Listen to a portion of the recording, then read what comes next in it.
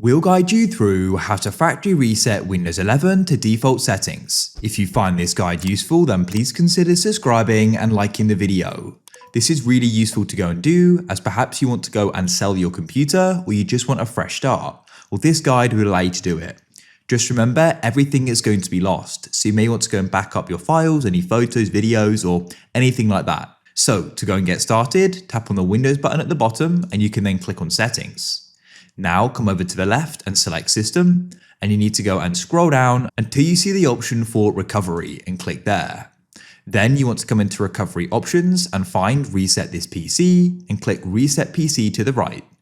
Now, what we want to do is remove everything, as that's the option we want. So click there, it says this won't take long, and we can then decide how we want to reinstall Windows. In this case, I'll do a local reinstall.